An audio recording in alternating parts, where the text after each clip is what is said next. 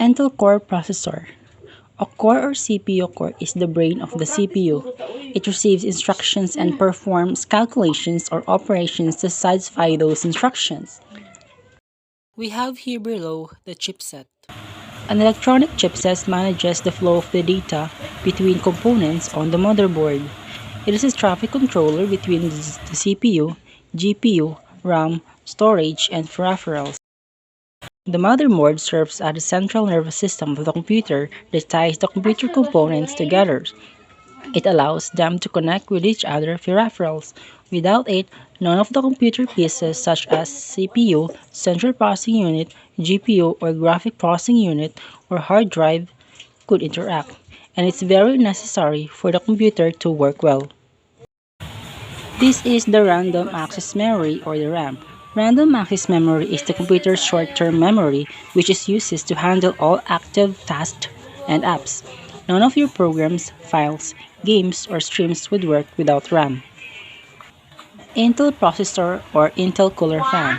The role of the computer fan is to pull cooler air into the computers to cool the hot circuitry, particularly the CPU or the central processing unit. In the desktop or the fan is typically a part of the power supply and draws air through it, helping keep the parts of the computers cool. Cooler fan also removes excess heat from the engine that maintains a constant engine temperature. It also increases the temperature of the cold engine quickly. The importance of cooler fan is that having at least one intake and one exhausted fan should provide a substantial temperature decreases versus having no fans at all. Tapos yung kabila naman, dalawang side. Yan, yan, yan. Ano ito ba?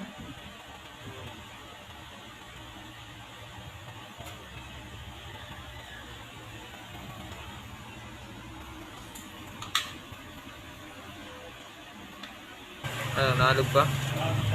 Hindi na. Ito pa pala. Sa una.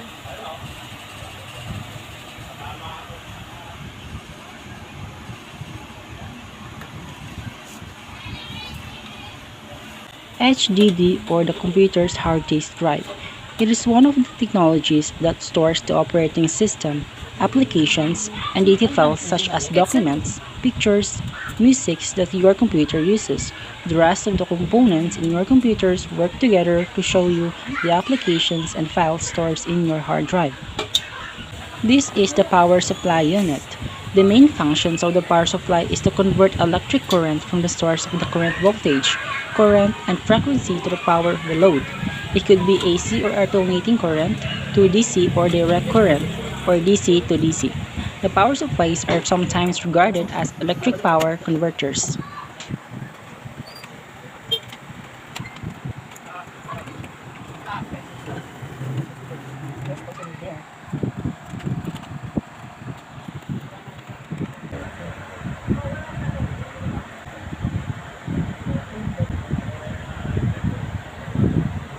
Dito na.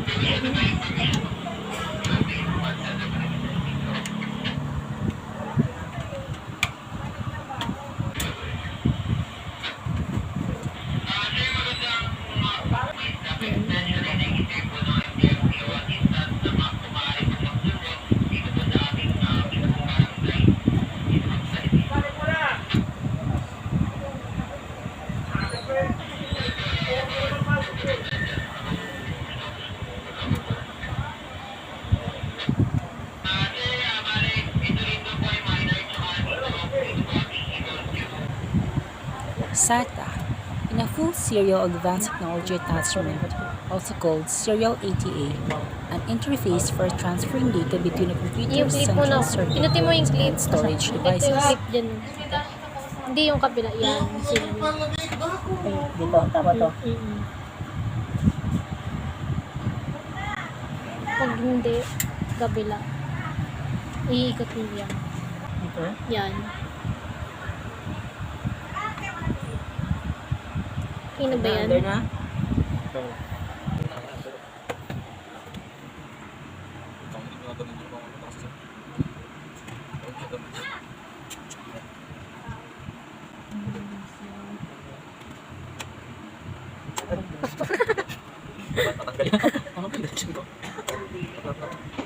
This is the computer case. The computer case serves mainly as a way to physically mount and contains all the actual components inside a computer. Components can be found inside computers like motherboard, hard drive, optical drive, floppy disk drive, and etc.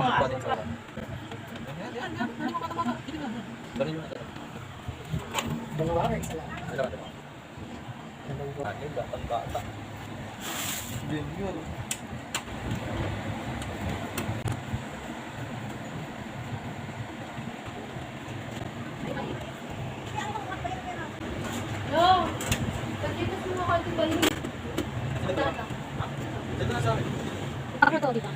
Sino yun? Ilan yan? Di yan.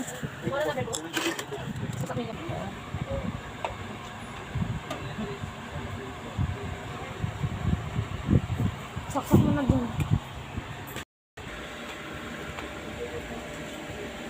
Click mo nga dito.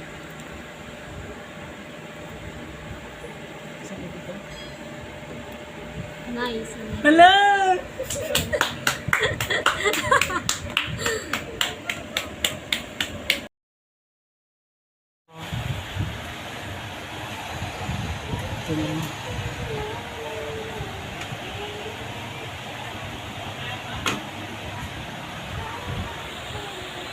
Mabilis na lang yan.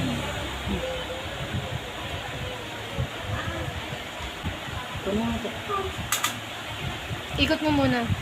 Sundan mo yung araw.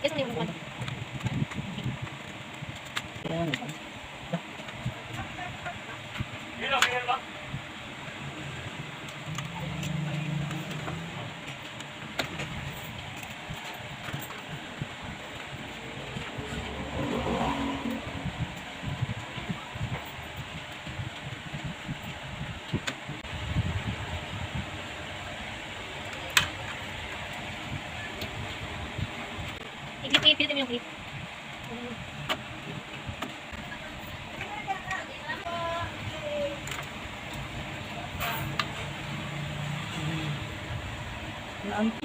Makapag nilipin.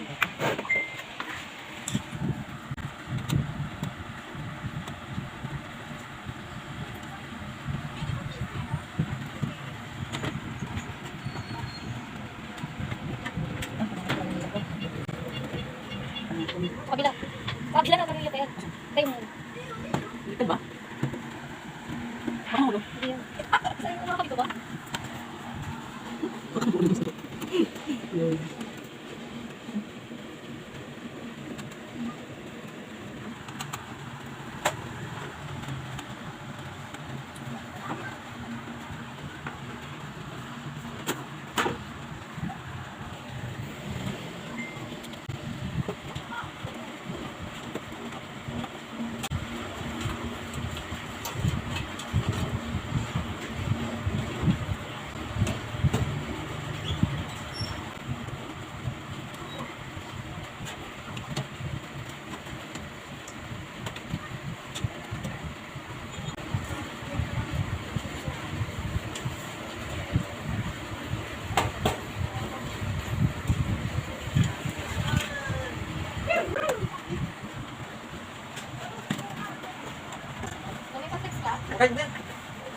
Baliktad.